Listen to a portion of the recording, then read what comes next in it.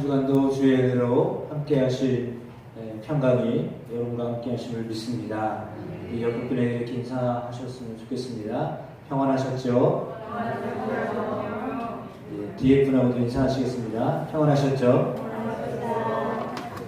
오랜만에 외국 갔다가 오신 우리 권사님도 계시고 한 주간 또 예배 못 드셨던 분도 계시고 지금 또 병원에 입원하신 분도 계시고 코로나 걸려가지고 오고 싶지 않고 오지 못하는 분도 계시고 오늘 상당히 많은 분들이 참여하지 못했습니다. 그들에게도 동일한 하나님의 평강이 함께 하시기를 주의 이름으로 축복합니다.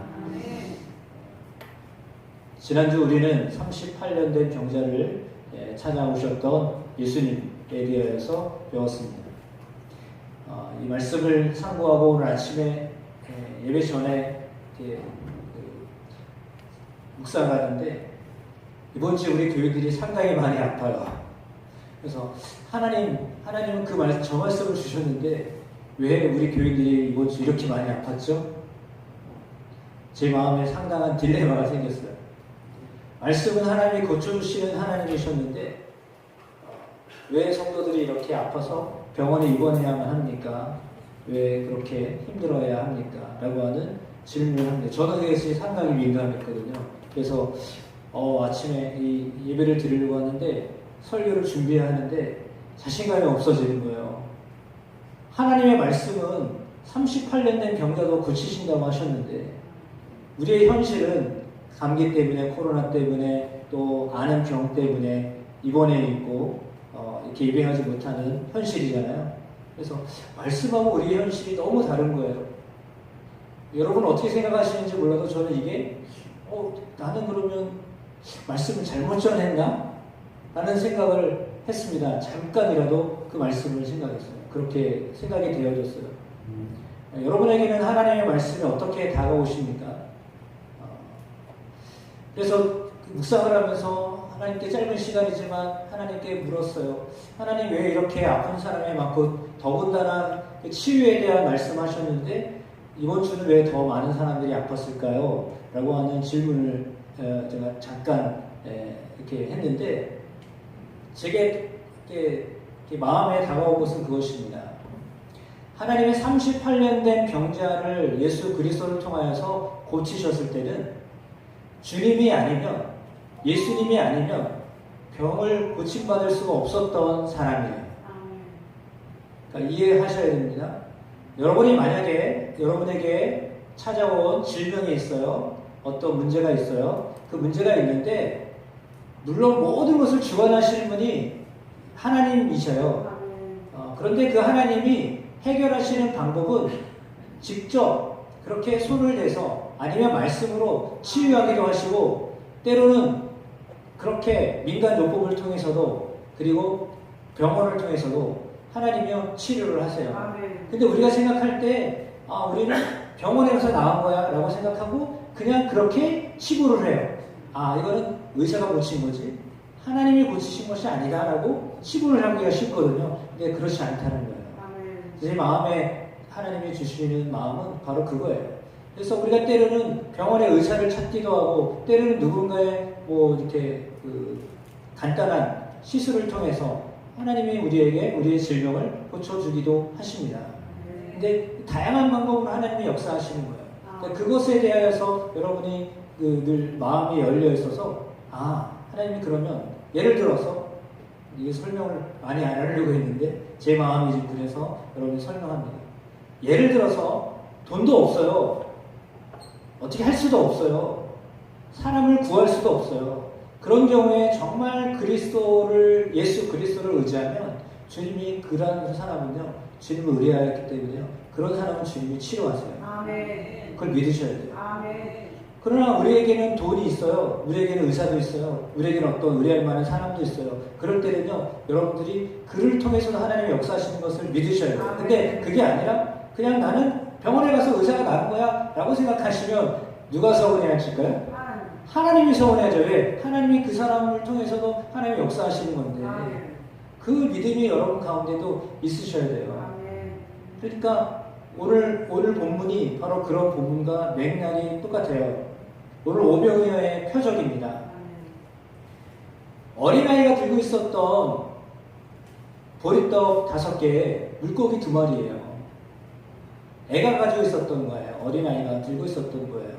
그런데 이 어린아이가 가지고 있었던 엄마가 싸준 요즘 말로 옛날 말로 도시락, 벤또 그거 주워가지고 애가 먹으려고 가지고 나왔던 거잖아요. 그래서 집에 돌아가기 전에 이걸 먹어야 되는데 아마도 이 아이가 아꼈던 것 같습니다. 그래서 가난하니까 그랬을 수도 있겠죠. 그래서 가지고 있었던 겁니다. 그런데 저녁 시간이 됐습니다. 저녁 시간이 됐는데 수많은 사람들이 예수님 앞에 몰려오는 거예요. 예수님이 제자들에게, 제자 가운데 빌립에게 물으셨어요. 어떻게 하면 좋으냐. 그랬더니 그는 얘기를 하는데 어떻게 얘기하냐면 200데나리온을 가지고도 부족합니다. 라고 대답을 해요. 빌립이라고 하는 이 제자는요, 벳사다 출신이에요. 그 지역이 지금 벳사다이거든요. 그러니까 자기는 이 지역을 너무 잘 알아요. 그래서 예수님이 지금 빌립에게 질문하신 거예요. 네 고향 아니냐? 어떻게 하면 저 많은 사람들을 먹일 수 있겠냐? 질문을 합니다. 그랬더니 빌립이 계산이 굉장히 빠른 사람이에요. 여러분 중에도 계산 빠른 사람이 있잖아요. 어떤 분은요, 이 숫자만 되면요, 머리를 절레절레 아이고 나 이런 거 못한다고 이런 분이 계시는데 빌립은 딱 보니까 판단이 서는 거예요. 남자만 5,000명 되고 그러면 적어도 10,000명에서 20,000명 되는 수많은 사람들이 있는데 저들을 먹이려면 적어도 200데나리온 필요합니다. 이렇게 해서 계산이 딱 나온 거예요. 그래서 명석한 머리로 주님께 대답을 했죠. 그러니까 여러분 중에는 이렇게 분석력이 빠른 분이 있어요. 판단이 빠른 분이 있어요. 아, 이건 이렇게 되는 거다 라고 판단이 딱 서는 분이 있잖아요. 김장을 해도 그렇잖아요. 어떤 일을 해도 그렇잖아요. 눈이, 이게 일머리가 있는 분들은 그게 다 보여요. 그래가지고 이걸 어떻게 해야 될지가 착착착착착 다 보이거든요. 근데 중요한 건 뭐냐면 재료가 없다는 거예요. 그리고 돈도 없다는 거예요. 빌립은 계산을 했죠. 돈이 필요한데 돈도 없어요. 그렇다고 돈이 있다고 해도 식사할 만한 식당도 없어요. 그러니까 어떻게 해야 합니까? 그러니까 빌립은 부족합니다. 라고 대답을 했어요. 그거는 현실이에요. 실제 상황이에요. 부족한 게 실제 상황이에요. 그 상황을 주님께 이렇게 말했습니다. 그러나 본심을 보면 그 마음을 해석하면 이런 겁니다. 주님, 지금 우리에게는 돈도 없습니다. 주님, 우리에게는 먹일 만한 어떤 능력이 없습니다. 그런데 어떻게 저들을 앉혀서 먹이려고 하십니까? 왜냐하면 예수님이 큰 무리가 찾아오니까 산에 앉으셔가지고 사람들을 앉히셨거든요. 다른 복음서에도 그렇게 나와 있어요. 오늘 요한복음에 나와 있는 6장에 나와 있는 오병이어의 표적은 사복음서에 다 기록되어 있어요. 유일한 표적이에요. 복음서보다 다 기록한 아주 총체적으로 다 중요하다고 생각하는 표적이거든요. 그러니까 가장 중요한 표적이라고 볼 수도 있어요. 그러니까 가장 중요한 표적인데 이 표적을 다 기록했거든요. 다 기록했는데 약간의 시각이 조금씩 달라요. 그래서 복음서를 받아들이는 복음서를 읽게 될 수신자들, 예를 들어 이제 성경을 읽게 된 사람들이 입장이 다르기 때문에 그때마다 상황이 조금씩 달라요. 그래서 똑같은 사실을 이걸 저희가 또 설명하게 되는데 똑같은 사실을 중앙일보가 보고 있는 관점이 다르고 동아일보가 보는 관점이 다르고 한겨레 신문이 보는 관점이 다르고 국민일보가 보는 관점이 달라요. 한 사실을요 전혀 다른 시각으로 봐요. 전혀 다르게 봐요. 그래서 반대로 해석을 하기도 해요. 사실은 사실인데 그거를 진술할 때 정반대 입장에서 보기도 하거든요. 그러니까 현실은 하나인데요. 그런 거예요. 복음서에 네 복음서에 다 나와 있는데 요한복음은 어떻게 기록했냐면 오늘 본문이 그것을 기록했거든요. 그러면 빌립이라고 하는 사람을 등장시켜요. 그 빌립이라는 사람이 분석을 잘했어요. 그래서 터무니없는 일입니다. 라고 빌립이 대답을 했어요. 그건 정말 잘한 거예요. 분석을 잘한 거예요. 근데 답은 없어요. 뭐냐면 안 됩니다. 할 수 없습니다. 이게 답이에요. 그러면 주님이 원하시는 답이 그거겠어요? 수많은 사람들이 지금 저녁 때 시간이 돼가지고 밥을 먹어야 되는데 어떻게 먹여야 되겠냐라고 지금 질문하시는 거예요. 그러면 모자라는 거 다 알고 있어. 그 누구 다 몰라요? 다 알고 있는 얘기예요. 근데 그거를 또 짚어서 예수님에게 얘기해요. 부족합니다. 라고 얘기했어요. 물론 200데나리 부족한지는 몰랐겠지만 그걸 얘기해요. 그러면 사실은 현실을 이야기할 뿐이에요. 그러면 현실만 얘기하면 문제가 해결이 됩니까? 나 아파요, 나 힘들어요, 나 어려워요 이렇게만 하면 문제가 해결됩니까? 그 말한다고 해결이 됩니까? 그렇지 않잖아요. 그럼 답을 구해야 될 거 아니에요. 근데 빌립은요 답을 몰랐어요. 주님이 질문하시지만 그런 답을 몰랐어요. 왜냐하면 예수님이 하실 일을 몰랐기 때문이에요. 그러면 똑같습니다. 우리도 현실 가운데 어려운 일들이 다가옵니다. 부족한 일들이 있습니다. 생각을 해보면 여러분 아주 충분히 많은 게 많아요? 부족한 게 많아요? 생각을 해보세요. 여러분 금방 생각하면 어때요? 있는 게 많아요? 부족한 게 많아요? 예? 지금도 여러분 다 달라요? 어떤 분이 생각할 때는 있는 게 많은데 또 어떤 분은 이거 모자란 게 너무 많은데 이렇게 생각해요. 지금도 벌써 달라요? 여러분 입을 보니까요 달라요. 그러니까 어떤 분은 지금도 괜찮아요? 라고 생각하는 분이 계시고 어떤 분은 지금도 부족한데 부족한 게 많죠. 이렇게 보는 거예요. 그러니까 빌립은 그거예요. 부족한데 진짜 부족합니다. 없습니다. 라고 하는 거예요. 이게 현실이에요. 그럼 이게 정확한 팩트예요. 당시에 예수님은 먹이려고 했지만 제자들에게는 아무것도 없었습니다. 라고 하는 게 빌립의 대답입니다. 그런데 그때 또한 안드레가 베드로의 형제라고 소개되어 있는 안드레가 이야기합니다. 예수님, 여기 어린아이가 가지고 있는 도시락이 있는데요. 보리떡 5개, 물고기 2마리 있어요. 근데 이거 가지고 어떻게 하실 수 있어요? 라고 주님께 이렇게 맡겨드립니다. 오늘 그림에 보여져 있는 것처럼 아이가 그를 예수님이 안드레에게 줬고 안드레가 알아보니까 애가 가지고 있는 도시락 하나밖에 없는 겁니다. 그래서 예수님이 그걸 이렇게 받으셨습니다. 그러면 예수님은 어떻게 하셨나요? 오늘 저 그림에서처럼 그 아이가 준 그걸 가지고요 하나님 앞에 하나님을 우러러 그림에도 보이고 있듯이 하늘을 우러러 축사하셨다 이렇게 기록하고 있습니다. 이거는 뭐냐면 하나님을 찬양한 거예요. 여러분 수많은 사람들이 있어요. 남자만 5,000명이에요. 근데 우리 이곤사님 손자예요.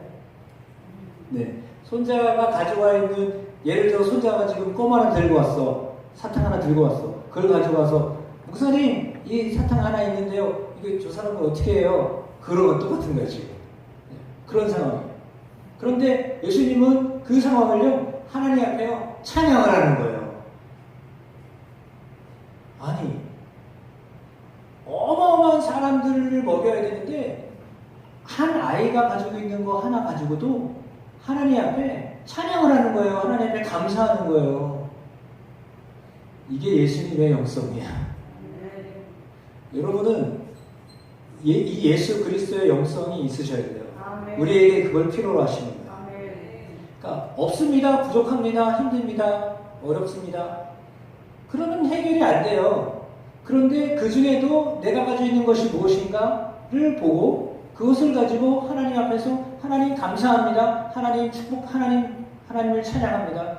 이렇게 하실 수 있어야 되는 거예요. 오늘 예수님이 그렇게 하신 거예요. 정말 아무것도 아니잖아요. 어떻게 보면 진짜 아무것도 아니잖아요. 네?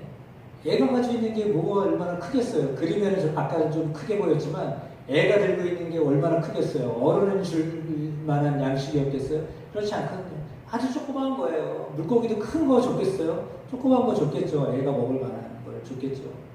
근데 그 작은 걸 가지고도 하나님을 향하여서 하나님을 찬양하고 하나님께 감사했다는 거예요. 여러분 감사하고 하나님을 찬양하는 데서요 감사하는 일들이 생겨나요. 아멘. 그러니까 적고 부족하고 어렵다고 생각하고 그냥 그렇게 주저앉아 있으면요, 빌립이에요. 분석은 잘했어요. 아, 이거 부족합니다. 근데 뭐 어떡하라고. 예? 알고는 있어요. 그러나 답은 없는 거잖아요. 답이 그러면 누구에게 있다는 것입니까? 예수님에게 있다는 거예요. 안드레가 가져온 어린아이 것을 예수님이 받으시고 하나님 앞에 감사하며 하나님 찬양합니다 라고 말할 수 있었던 것, 그렇게 고백할 수 있었던 것은 이 예수님도 하나님을 믿는다라고 하는 표현이에요. 하나님 감사합니다. 하나님이 하실 일들을 내가 보니까 하나님 정말 놀라운 분이십니다. 하나님을 찬양합니다. 지금 되어진 게 아니에요. 사람들 손에 도시락이 주어진 게 아니라 사람들은 아무것도 없어요. 현실은 아무것도 없단 말이에요. 그런데 그 작은 것을 가지고 하나님 앞에 감사하며 찬양했을 때 그것이 하나님께 드려졌을 때 하나님이 역사하신 거예요. 하나님의 역사는 큰 것을 통하여서 하시는 하나님이 아니라요. 정말 사소하고 소소한 건데요. 그것을 하나님 앞에 감사함으로 하나님을 찬양함으로 들어줬을 때 하나님이 그때 하나님의 표적을 보이시는 거예요. 기적을 행하시는 거예요. 근데 오늘 본문에 나와 있는 이것을 통하여서 표적이다라고 했거든요. 그러면 사실은 이제 표적과 기적의 차이가 있어요. 그 뭐냐면 기적은 놀라운 일이에요. 놀라운 일이에요. 여러분 삶 가운데 놀라운 일들이 일어나기도 해요. 우리의 세상 속에는요, 놀라운 일들이 일어나기도 해요. 생각하지 않은 정말 좋은 일들이 일어나기도 하거든요. 그런데 그냥 놀라운 일이 일어난 것, 좋다. 그러면 끝이에요. 근데 표적은 뭐를 말하는 거냐면 표적을 통해서 예수님을 알게 하거나 하나님이 어떤 분인지를 보게 하는 거예요. 그렇다면 오병이어의 표적은, 이 사건은 뭐를 보게 하는 거냐면 예수 그리스도를 보게 하는 거예요. 그리스도가 어떤 분이냐를 알게 하는 거예요. 그게 목적인 거예요. 그런데 사람들은 없어서 주님이 치료하셨다는 소식을 듣고 예수님께 찾아온 거잖아요. 그럼 사람들의 기대는 뭐냐면 나도 고침을 받고 싶다. 나도 치유를 받아야 되겠다. 라고 하는 마음에서 예수님을 쫓아왔어요. 예수님이 멀리 바다 건너러 가셨는데도 사람들이요, 자기의 병을 고쳐보고자 그 경험을 자기가 하든지 아니면 하고 있는 사람의 모습을 보든지 둘 중에 하나를 하려고, 체험을 하든지 보든지 둘 중에 하나를 하려고 예수님께 찾아왔거든요. 근데 사람들이 어마어마하게 몰려고 멀리도 사람들이 찾아온 거예요. 그래서 큰 무리가 된 거예요. 그렇게 큰 무리가 되어져 있는 상황 속에서 오늘 이 사건이 벌어진 거예요.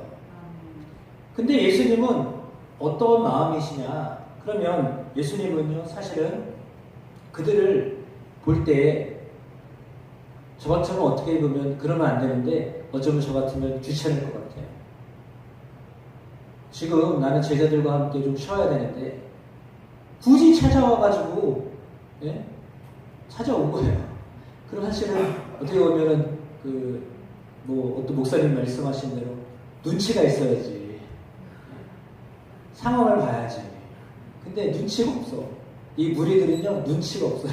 그래가지고 주님과 제자들이 좀 쉬어야 되는데 그거 생각하지 않고요, 그냥 무턱대고 찾아오는 거예요.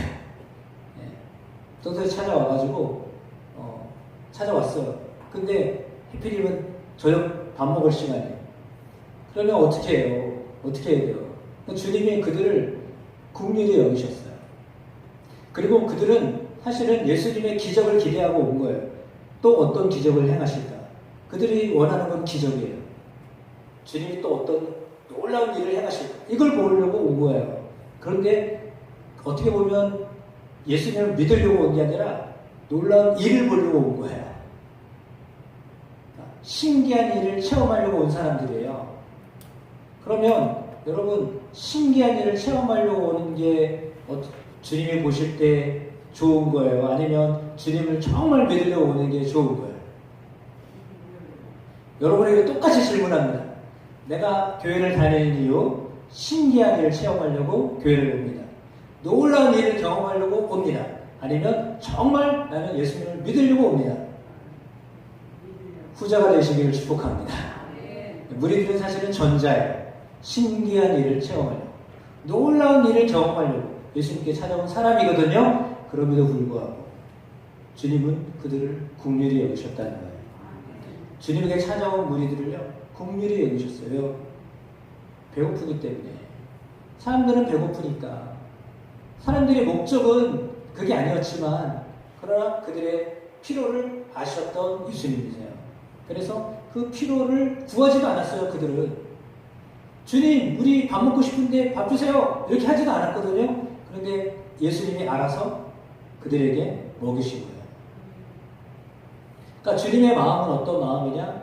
우리의 필요를 채우시려고 하시는 마음, 긍휼히 여기시는 마음, 인자가 많으신 그 예수님이시라는 것을 오늘 본문은 우리에게 가르쳐주고 있어요. 그러니까 주님은 그런 예수님이에요. 그러니까 예수님은 저들이 뭔가를 했기 때문에 뭘 어떻게 해주는 분이 아니에요. 그렇죠? 주님은 그저 찾아오는 이들을 말리지 않냐고, 저 같으면 사실은 귀찮았을지 모르는데 주님은 그럼에도 불구하고 그들을 환영하시고 그들이 필요한 그때에 맞는 일을 행하셨어요. 그래서 저녁 해질 무렵이에요. 어디를 갈 수도 없어요. 뭘 구할 수도 없어요. 그때 하나님께서 예수 그리스도의 축사 기도를 들으시고 떡을 떼어 나눠주기 시작하실 때, 물고기를 나눠주기 시작하실 때 놀라운 일들을 그들은 정말 경험하게 하셨습니다. 질서들에 앉게 하셔서 그들이 그대로 다, 제자들이 방울을 가지고 떼면 뗄수록 점점 불어나는 겁니다. 이거 어떻게 설명할 수가 없습니다. 떼어주면 그 자리에 다시 채워집니다. 떼어주면 그 바구니에 다시 채워집니다. 그래서 갈수록 많아집니다. 이해가 되시죠? 그래서 떼어주면 많아지고요, 떼어주면 많아지고요, 뻥튀기식으로 그렇게밖에 설명이 안 돼요. 나눠주면 또 생기고요, 나눠주면 또 생기고, 나눠주면 또 생기고, 나눠주면 또 생기고. 그걸 계속 반복했어요. 앉아있는 사람들이요, 다 먹고도요, 실컷 배부르게 먹었다고 그랬어요. 저들이 원하는 대로 다 주셨다라고 했거든요. 근데도 남았어요. 12가물줄이 남았어요. 주님은 이렇게 놀라운 일을 행하시는 분이세요. 그 주님을 우리가 믿는 거예요. 근데 더 중요한 게 있어요. 6월절이 가까웠다고 하셨잖아요. 6월절에 어린 양으로 오신 예수님을 우리는 기억해야 돼요. 너희는 누룩 없는 자인데 새 덩어리가 되기 위하여 묵은 누룩을 내어버리라. 우리의 6월절 양 곧 그리스도께서 희생이 되셨느니라. 고린도전서 5장의 말씀인데요. 주님이 6월절의 양이 돼서 오셨다라고 하는 겁니다. 그건 뭐냐면 죽기 위해 오셨다라고 하는 겁니다. 고린도전서 15장에 나와 있는 말씀에 의하면 예수님은 당신의 몸과 피를 우리에게 주시고자 오신 분이십니다. 당신을 우리에게 주고자 오신 분이십니다. 그러니까 예수님은 광야에서 하나님께서 만나를 공급하셨듯이 지금 이 땅에서도 우리에게 먹을 것을 주시는 분이십니다. 신명기 8장 2절에 내 하나님 여호와께서 이 40년 동안 내게 광야길을 걷게 하신 것을 기억하라. 이는 너를 낮추시며 너를 시험하사 내 마음이 어떠한지 그 명령을 지키는지 지키지 않는지 알려 하심이라. 그때는 광야에서 그들을 낮추기 위해서, 그리고 그들을 시험하기 위해서 광야 길을 걷게 하셨다라고 했습니다. 그때 하나님이 알지도 못하던, 너도 알지 못하며 내 조상들도 알지 못하던 만나를 내게 먹이신 것은 사람이 떡으로만 사는 것이 아니요 여호와의 입에서 나오는 모든 말씀으로 사는 줄을 내가 알게 하려 하심이니라 라고 했거든요. 사람이 양식을 먹어야 됩니다. 그러나 진정한 양식은 내가 삼시세끼를 먹는 것, 하루에 한 끼를 먹는 것, 그 양식이 아니라 하나님의 말씀이다 라고 하는 거예요. 그걸 다 먹으셨잖아요. 5,000명 되는 모든 사람들에게 다 먹으셨던 것처럼 그 양식은 다 먹어야 되는 거예요. 주님은 그 양식을 다 먹이고 싶으신 거예요. 생명의 양식을 모든 사람에게 다 풍성하게 먹이고 싶은 것이 예수님의 마음이에요. 부흥회는 사실은 그거예요. 여러분에게 충만한 양식을 하나님이 공급하고 싶으셔서 부흥회를 3일 동안 하는 거예요. 그 3일 동안 강사 목사님 통해서 여러분에게 배불리 먹도록 하나님이 양식을 제공하시는 거예요.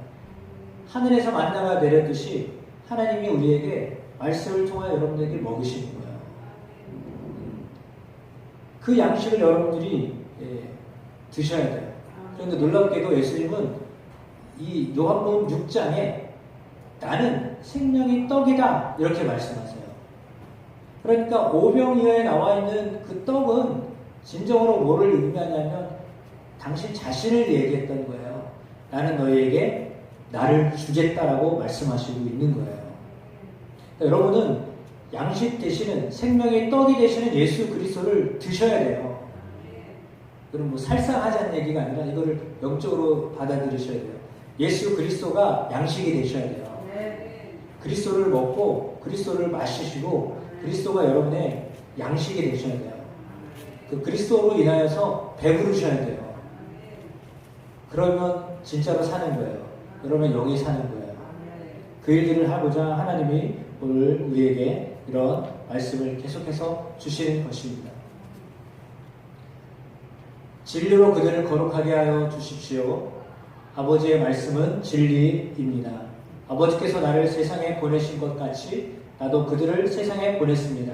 그리고 그들을 위하여 내가 나를 거룩하게 하는 것은 그들도 진리로 거룩해지게 하려는 것입니다.